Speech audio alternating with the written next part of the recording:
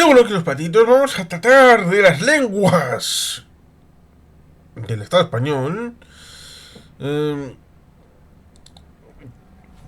recordar que era Ángel Pestaña. Cierra los ojos, Pestaña.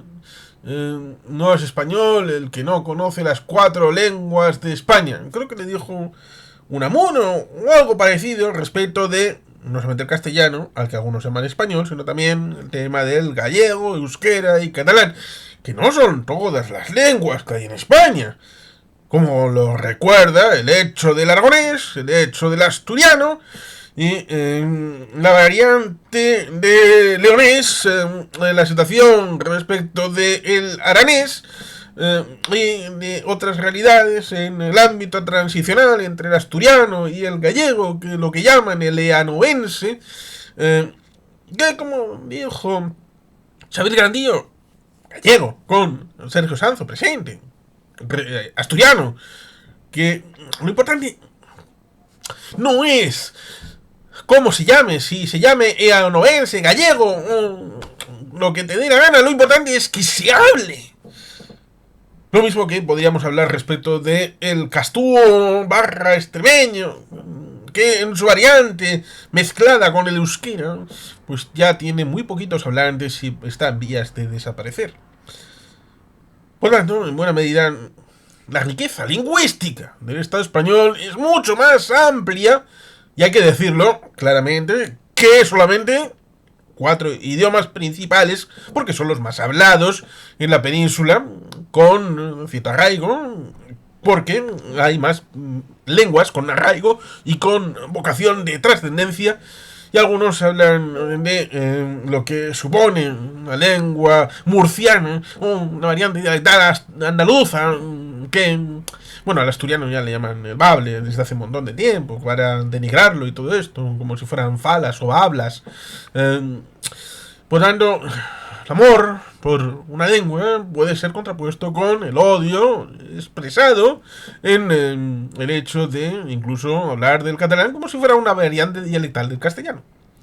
O hacerlo o intentarlo con el gallego, lo cual es más complicado porque tiene la virtualidad, como diría un Mario Conde, de falas galego, te lleva a Portugal y de Portugal das el salto a Galicia en el exterior, pero también con el Imperio de Brasil, con lo cual nos encontramos con una situación curiosona en donde, ciertamente, el lugar donde más inglés se puede hablar es en Estados Unidos, con población importante, aunque hay quien diría en la India. Pero ahí diríamos, ¿cuántos de la India tienen como inglés en el idioma nativo? Y tendríamos el francés, respecto de Quebec. Tendríamos el castellano en México, ahí sin ninguna discusión, el país más poblado que tiene el castellano como idioma propio, oficial y materno. Y el portugués, que tendremos a Brasil como el país más portugués falante, que, bueno, pues ahí estaría esa situación. Con lo cual, en América resulta curioso que tenemos ahí una situación curiosona. En el caso peninsular, es, por lo tanto, una perspectiva comparada, a veces uno tiene la sensación de eso, de lenguas minorizadas, y lo son, ciertamente, más minorizadas los que están debajo de gallego, catalán, euskera. Pero, claro, cuando uno mira la clasificación y le dicen el gallego, el euskera y el catalán son de las lenguas más habladas del mundo, hay gente que se te echa carcajadas en la cara. Pero claro, es que olvidan el pequeño detalle de que todavía hay miles de lenguas en el mundo. Están desapareciendo muchas. Y es un drama. Un drama porque en buena medida las lenguas no son un solo medio de comunicación. O no son solo un medio de comunicación. Es una forma de interpretar el mundo. Una forma de construir en las dos vertientes. De guión construir y de construir. De construir la realidad para construirla y elaborarla, como si fuera un puzzle, como si fuera esto un Lego, como si fuera esto un constructo con herramientas, con piezas que precisamente en el caso del euskera es muy real, porque es una lengua aglutinante, que una cosa tiene un significado, otra cosa tiene un significado, la sumas y el resultante tiene un significado distinto. Y esto significa que las palabras tienen un trasfondo de larga duración, a pesar de que esto parece que las lenguas están desapareciendo como este tipo de conceptos.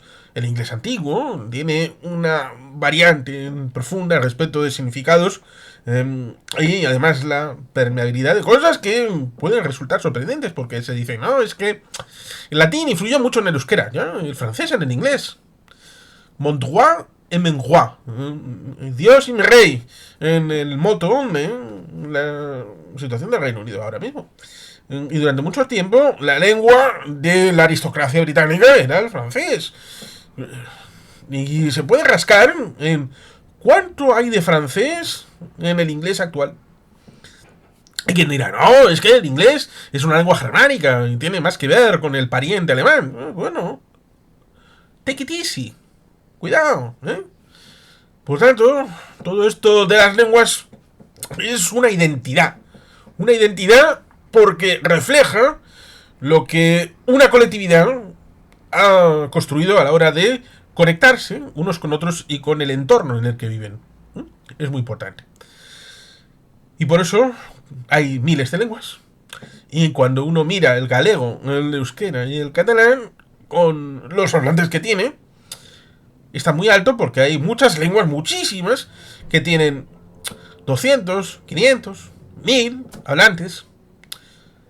Pero, claro, es que solamente miran la parte alta de la clasificación, porque, claro, los vecinos, en el caso del euskera, el castellano y el francés, bueno, son del top 7, del top 5 de las lenguas más habladas del mundo. Pero cuando abres el Angular, pues te encuentras con esta otra situación en la que fuera de el top 100 hay otros miles de lenguas que son igual de legítimas a la hora de transmitir una realidad a sus congéneres, como es el tema de un idioma.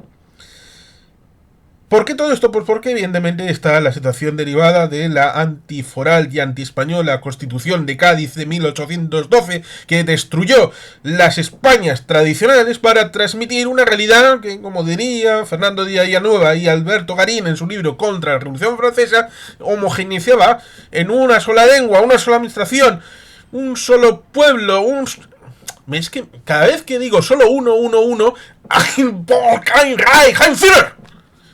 me suena a eso, que es la culminación de una situación que deviene desde la Revolución Francesa, el centralismo democrático, después en la Revolución Rusa, heredada por el golpe de Estado de octubre del bolchevismo, y a partir de ahí la conexión con el nacionalsocialismo, el socialismo nacional del NSDAP y del acuarelista austriaco. Hay un vínculo que une todo eso y la represión con la Vendée, con la situación de los vascos, catalanes y gallegos. Y la destrucción de los Länder y de cualquier entidad regional por parte del centralismo jacobino unitarista del régimen del Tercer Reich, que normalmente se suele olvidar. La vertiente centralista, jacobina, unitarista, destructora de cualquier unidad territorial subestatal en la Alemania de 1933 a 1945. Como para hablar de lenguas territoriales. En el caso del Estado español, como decía, hay todo ese bagaje. Respecto al siglo XIX, horrible, y el siglo XX, la dictadura de Franco, y la represión de las lenguas que no eran castellano. Hable usted en cristiano. Y a partir de ahí, pues el tema está con los estatutos, las llamadas lenguas cooficiales, cuando en realidad pues, tendría que haber una oficialidad tan importante como la que sucede en Suiza, en donde los cantones como mínimo tienen 2 lenguas para el aprendizaje, cuando no sean 3, porque está el tema del... El suizo no existe, está el italiano, está el alemán y está el francés. Tenemos el canadiense, que no existe, existe el francés, existe el inglés, incluso fuera de Quebec, puedes elevar cualquier instancia de administración quebequés en el ámbito de administración canadiense. Puedes elevar una instancia en francés en cualquier lugar en el que te encuentres. Columbia Británica, Alberta, da igual. Estés donde estés, puedes hacerlo en francés. No pasa nada. Y en Quebec, en las instituciones que son propias de Quebec, no ondea la bandera de Canadá, a pesar de que quien gobierna no son los nacionalistas malvados quebecuases. No pasa nada. Hay cosas que en otros lugares no pasa nada, pero en España sí pasa. ¿Te imaginas hacer una instancia en una administración del Estado, física, en escrito, en Andalucía, hacerla en catalán, en gallego, en euskera? ¿Te imaginas un colegio en Guadalajara cuya línea propia de ese colegio, las lenguas vehiculares, fueran el gallego, el euskera y el castellano? ¿A que no, verdad? Sería más fácil que fueran las lenguas vehiculares el ruso, el rumano y el castellano. A pesar de que ese arriacense, muy curioso, Arría, piedra, el otro topónimo es Pedregal, piedra. ¿Qué cosas más curiosas en el tema? Uno de Guadalajara tendrá más posibilidades de encontrarse con un galego falante que con un ruso hablante. Pero bueno, estas cosas... ¿Qué cosas más curiosas pasan en las Españas? Y ciertamente, esas lenguas ocupadas en el territorio en el que les dan cierta garantía. Pero, para darle cobertura, Junts, en las últimas investiduras, para obtener Pedro Sánchez per Castejón, pactaron el hecho de que hubiera un reconocimiento en la Unión Europea del catalán y, por qué no, también del gallego y del euskera, de estas lenguas tan importantes para el acervo cultural del Estado. No olvidando que cuando entra Irlanda en la Unión Europea, el gaélico no se incorpora. No hay una lengua oficial en Irlanda, pero la lengua propia es el gaélico, pero que no la hablaba ni Cristo en Irlanda. Pero luego, con el tiempo, en el siglo XXI, bien entrado el siglo XXI, en torno a 2016, lo incorporaron. Dijeron, ya que lo tenemos, vamos a meterlo como lengua oficial, porque tenemos derecho. En Malta sigue teniendo el inglés. Tenemos el caso del sueco, que no lo habla tanta gente. El finés. Tenemos el caso del neerlandés. Bueno, el tema del flamenco y el balón, que a fin de cuentas hay quien dirá, el flamenco es el neerlandés y el balón es en realidad el francés, y no pasa nada. Bueno, también hablan un poquito alemán en Bélgica. Resulta ciertamente curioso que no hay ningún país que oficialmente tenga el inglés como lengua oficial en la Unión Europea actual, fuera de los británicos que ya volverán. Y el inglés es una lengua muy importante y casi la primera oficial de la Unión. Por lo tanto, resulta ciertamente curioso. Hay quien marca el nivel respecto de los hablantes. Pero si Andorra fuera parte de la Unión Europea, daría absolutamente igual que en España no hablara nadie catalán, porque sería un idioma que, como Andorra, miembro de la Unión Europea, reivindicaría como su idioma propio. Así que, aunque lo hablaran 250 ciudadanos en Andorra la Bella y 40 vacas en los alrededores, el catalán sería una lengua oficial de la Unión Europea. A veces hay estas cosas. Igual a Santiago Armesilla le gusta esto de no es cuestión de justicia, sino cuestión de poder. Y por tanto, estarían dando razones respecto de, por un lado, a los procesistas de tratar de acumular poder, y luego dar lugar al Estado de nosotros tenemos más poder, lo igual te podemos dar por el ojete.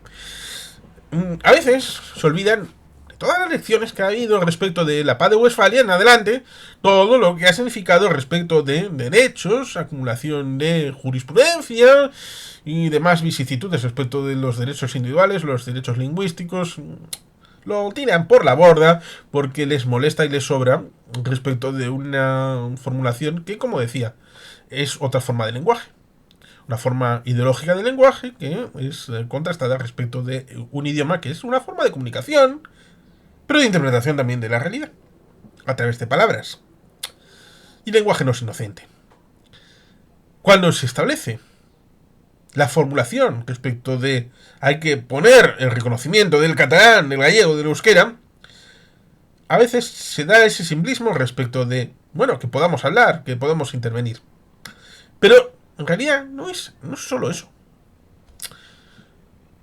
Es que cuando se elaboren documentos, tanto antes, durante y después, en todos los ámbitos de la Unión Europea, se hagan en todos los idiomas oficiales. En todos. Por eso hubo algún debate alguna vez de reducir los idiomas a prioritarios y secundarios, cosa que nunca funcionó porque afortunadamente hay una visión respecto de la practicidad de que todos los ciudadanos de la Unión Europea tienen derecho a acceso a documentación en su propio idioma y no solamente en alemán, francés, italiano y castellano. Y a veces retirando de esto el castellano y a veces incluso el alemán y el propio italiano diciendo francés e inglés, por aquello de que el inglés es el idioma más oficial de la Unión Europea a pesar de que no sea realmente oficial. Pero esto de el orgullo francés, ahí, reivindicando la excepción nacional. Una excepción que resulta ciertamente curioso, el juego de espejos. Porque lo que reivindican para el francés dentro del marco de la Unión Europea, luego se lo niegan dentro de Francia al occitano, al catalán, al bretón, al corso, al euskera. Lo mismo que sucede respecto de los hispanistas como Santiago Armesilla, en donde lo que sucede respecto del castellano en Florida, en Texas, en Nuevo México, en Nueva York, en California, respecto de tratar de quitar la oficialidad a un idioma que está bien extendido en estas zonas y que pudiera tener una prosperidad respecto del futuro cercano, siendo un idioma bastante hablado. La represión que sufre el castellano por los MAGA, por los trampistas y por algunos otros en Estados Unidos, ¿es lo que ellos hacen respecto del castellano? No. Pero sí con el euskera, gallego y catalán en el Estado español. Poniendo en preeminencia lo que el castellano es en España respecto de lo que quieren hacer del inglés en Estados Unidos. Esto lo hablamos cuando Trump promovió una idea que luego se olvidó del inglés como idioma oficial. Hay un vídeo específico sobre eso en el canal. Pero es eso, hay que ver la complejidad. Y la complejidad intrínseca respecto de ese hecho de que no es solamente la realidad de, bueno, lo incorporamos como un idioma de estos que son oficiales en la Unión Europea para poder hablar y intervenir en el Parlamento Europeo y que en el pinganillo pueda hablar Ollane, aquí Rejointe, en euskera y que todo funcione perfectamente. No solamente es eso. Es una dinámica complicada, claro, porque cuando se establece una directiva, un reglamento, cuando se establece una prioridad en la Unión Europea, cuando se inician los trámites, es incorporar 3 idiomas más. Es un tema administrativo, es un tema de costes, es un tema de traductores, es un tema de celeridad del tiempo. Pensemos en una ocasión, en estas cumbres tremendas que tardaban un fin de semana o 3 días, en negociaciones, en la tarde, luego en la cena, y continuaban. Por ejemplo, Niza, por ejemplo, Lisboa, estas conferencias intergubernamentales que eran complicadas porque eran negociaciones bilaterales, multilaterales. Y cuando se llegaba a un acuerdo era a última hora, pero para poder verificar todo eso había que ponerlo negro sobre blanco en todos los idiomas oficiales. Porque antes de irse tenían que firmarlo. Si incorporas más idiomas, lo haces más complicado a la hora de, en un tiempo limitado, de poder jugar con ese ámbito de la posibilidad de tener los documentos en tiempo y forma. Cierto, es bastante humano y cierto que es algo que deberían de incorporar, porque cuando hacía los exámenes me decían el tiempo también es una variante del examen. Pero te dicen, pero en petit comité y de manera, ¿por qué estas cosas no se suelen comentar en público? Estas dificultades técnicas. Porque son bastante penosas, bastante tristes. Porque en realidad son cosas que podrían superarse simplemente con voluntad política y con ganas de poner más engranajes y ya está. Simplemente complejizar un poquito más. Pero en principio no es una explicación política. No es una exposición en contra. También la situación respecto de un temor, respecto de incorporación de otros idiomas en otros lugares, porque ya costó, pero lo asumieron en cierta medida porque Irlanda es un estado. Irlanda no tenía ningún idioma representando a Irlanda en la Unión Europea más allá del inglés, que no es propiamente irlandés, pero sí ha sido tan irlandés como el castellano para Galicia, Euskadi y Cataluña. Y como ya era oficial con los británicos, pues bueno, te dejamos que puedas aportar el tuyo.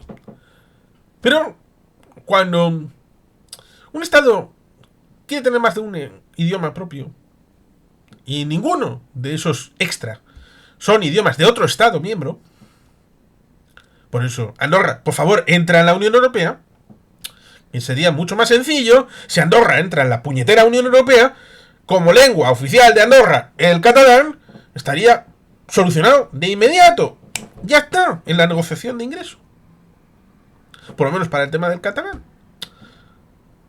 Pero bueno, ahí está un asunto que es cosa de ellos. De hablarlo con los primos andorranos, los catalanes, es cosa vuestra. En el caso, ciertamente, de no ser ninguno de esos idiomas, el alemán. ¿Qué idioma además del austríaco? ¿Qué idioma es el austríaco? El alemán, ¿no? El alemán que hablan en Alemania. Con lo cual, Austria no tiene idioma austríaco. ¿Qué cosas? Lo mismo que el suizo, el canadiense, el belga. No existen. Pero claro, hay esos países que aportan su idioma, Suecia, Finlandia, y otros países que aportan más de un idioma. Y España podría aportar esos 3 idiomas y daría la posibilidad de incorporar otros. Francia lo tiene muy complicado. Polonia no lo tendría tan complicado respecto, por ejemplo, de Alta Silesia, el tema del alemán. El alemán pues ya está incorporado por Alemania. Y si no fuera por Alemania, sería por Austria. Pero bueno, ciertamente, algunos tienen problemas respecto de el tema interior de los países y el tema administrativo, el tema político, el tema económico, el tema de la celeridad, el tema de la traducción en copia única, en el ámbito de la verificabilidad, de la copia auténtica. Tener todo esto es una variante, como digo, que no se suele tratar bastante y que tiene mucha importancia a la hora de esas trabas respecto de ponerlo encima de la mesa. Por eso, cuando nos encontramos a Pradales ahí, que piden a ministros de Exteriores de la Unión Europea la oficialidad del euskera, catalán y gallego, donde me falta el presidente Rueda, que no sé por qué no está, podría estar perfectamente en esa carta. El hecho de que no se haya ni siquiera votado en julio, que el que haya dicho que tiene problemas es Polonia, y lo digo tal y como ha sido, que es la siguiente manera. Ha sido Polonia avisa de que la oficialidad del catalán plantea muchas dudas legales a los 27. Lo cual resulta curioso porque al catalán a veces les llaman polacos. El ministro de Asuntos Exteriores de Polonia, Adam Szlachta, ha avisado a su llegada a la reunión de los 27 en Bruselas que una petición española de reconocer el catalán, euskera y gallego como lenguas oficiales de la Unión Europea plantea muchas dudas, especialmente de carácter legal. El asunto vuelve a colocarse sobre la mesa del Consejo de Asuntos Generales de la Unión Europea, aunque no está previsto que someta a votación, ya que varios países exigen evaluaciones del impacto financiero, práctico e incluso jurídico de la eventual reforma. Hay muchas dudas sobre este punto entre los Estados miembros y creo que hay ciertas dudas legales, declaró Spaska. Polonia, que ejerció hacia junio en la presidencia rotatoria del Consejo, se alinea con la mayoría de los Estados miembros y considera necesario disponer de más tiempo antes de tomar decisiones. Es decir, aplazamos sine die ¿Eh? Porque, claro, cuando te dicen no es el momento, ¿cuándo es el momento? Probablemente nunca. Pascal añadió, creo que los Estados miembros necesitan algo más de tiempo, así que no creo que haya ninguna decisión hoy.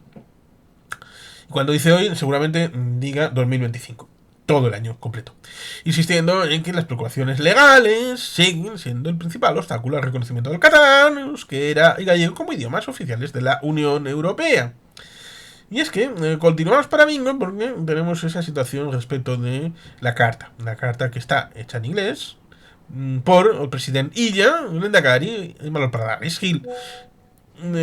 Defienden que ha llegado el momento de reconocerlas como plenamente oficiales en la Unión Europea 40 años después de la entrada del Estado español. Lehendakari Pradales, el presidente de la Libertad de Salvador Illa, remitieron una carta a los 27 ministros de Exteriores de países de la Unión Europea en la que piden luz verde el euskera, catalán y gallego, vuelvo a decir, donde está rueda, que se conviertan en lenguas también oficiales de la Unión Europea. A su juicio ha llegado el momento de reconocerlas plenamente oficiales 40 años después de la entrada del Estado español en la Unión Europea, la Casa Común Europea. Un planteamiento que cuenta con un amplísimo respaldo social, sobre todo en Euskadi, Cataluña, Galicia.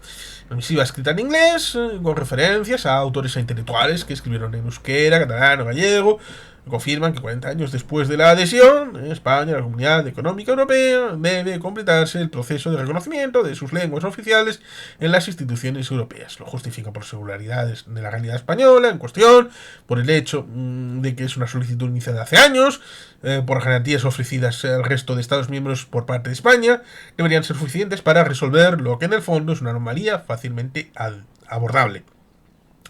Recuerdan que en 1985 se abordó esta cuestión en las negociaciones para adhesión, que el debate se pospuso, pero que la reivindicación de igualdad de derechos lingüísticos nunca desapareció, y lo ejemplifican con los acuerdos de 2005 para el uso de las instituciones comunitarias. Además, sostienen que estas tres lenguas son habladas a diario por millones de personas que tienen nivel de producción cultural y comunicativa plenamente comparables a las de otras lenguas ya reconocidas como oficiales y son elementos clave de la cohesión y vertebración social. Es, por tanto, un asunto que se vehiculiza de esta manera. Unidad en la diversidad, defienden que la historia y la cultura del Estado español estaban profundamente arraigadas en multilingüismo, como lo está también en Europa, y no podrían entenderse sin las aportaciones contemporáneas del catalán, gallego y vasco. Subrayan además que el complemento del reconocimiento de este multilingüismo en España ha sido una historia sin duda compleja por los periodos oscuros de negociación, en la negación. Cuando ha habido negación, no ha habido negociación, y cuando ha habido negociación ha sido complicada porque a veces ha sido negada, e incluso represión en la diversidad, que con la restauración de la democracia en 1978 pues se recuperó. Por ello, y porque queda establecido la Constitución, defienden que las tres lenguas se han convertido en lenguas plenamente oficiales, aunque no navarra, utilizadas en todos los ámbitos de la sociedad y sirviendo como pilares fundamentales de la cohesión y vertebración social. El amplio apoyo social, ambos presidentes ven en la cuestión una atención, una reivindicación de la justicia lingüística que cuenta con un amplio apoyo social, que se trata de ampliar los principios fundamentales y fundacionales de la Unión Europea y que sería difícil explicar a la opinión pública en el Estado español porque este asunto no se puede resolver satisfactoriamente. ¿Cómo podríamos justificar ante la ciudadanía que una Unión Europea fundada en el principio de unidos en la diversidad imponga un modelo de un Estado, una lengua, a una ciudadanía que se identifica democráticamente como miembro de un Estado multilingüe? Se preguntan, bueno, es que igual te están diciendo, muchacho, tienes que tener un Estado gallego, vasco y catalán, y entonces, por eso decía, ¿cuál es lo más fácil? Tener un Estado catalán. El proceso fue una mierda tremenda, pero hay un Estado con el catalán, coño, sí, Andorra, pues Andorra, miembro de la Unión Europea, y el andorrano, que es el catalán, pues ahí está, listo, y estando Andorra con el catalán dentro de la Unión Europea, pues ya es un Estado que incorpora un idioma que también está en el ámbito de... Como sucede con el alemán, con ese austríaco, idioma austríaco, que es el alemán de toda la vida. Para ambos mandatarios, conseguir la oficialidad es también una forma de fortalecer el compromiso y identificación de la ciudadanía con la Unión Europea. Aquí pinchan en hueso porque España es el país más europeísta de toda Europa. Y diría que el mundo mundial y de la galaxia. Que el reconocimiento se diría textualmente la señal más clara por parte de las instituciones europeas. Ha llegado el momento de completar un proceso de 4 décadas. Ha llegado el momento de fortalecer la Unión Europea y su diversidad. Pero aquí, con esta carta, se olvidan de un pequeño detalle que lo hemos comentado antes, y es responder a esa otra vertiente. La financiera, administrativa, la de los tiempos, la de todo el tema procedimental respecto de, no por ser el gallego, el catalán, el euskera, sino por introducir 3 nuevos elementos en una maquinaria que está diseñada ya de una manera sobreexpuesta a más idiomas de los que está capacitada para deglutir, a la hora del hecho de que todo debe de estar en X idiomas, no por ser tal o cual idioma. Y hay que hacer ese informe, habría que ponerlo, no solamente a disposición de los ministros de Asuntos Exteriores, sino también hacerlo extensivo a la ciudadanía. Para poner negro sobre blanco cuáles son las disposiciones de complejidad respecto de lo que comentan, no en el ámbito político, ideológico, dogmático, sino en esta otra vertiente, para entenderlo, para exponer cuál es la posición que contrapone el presidente, el Endacari y el ministro Álvarez, y ver cuál es la distancia y cuál es el margen, y entender si es viable realmente y hasta qué punto es un asunto que se puede transitar y en qué plazos, en qué tiempo. Más allá del derecho, más allá de gure euskera, gure hizkuntza, falar galego, hablar catalán, es un elemento que la ciudadanía hace y que tienen derechos.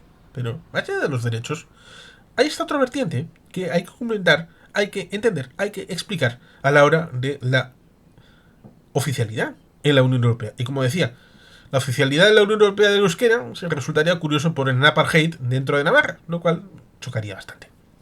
Y sin más, queridos patitos, es que ricasco, agur berobat, beti gelpean.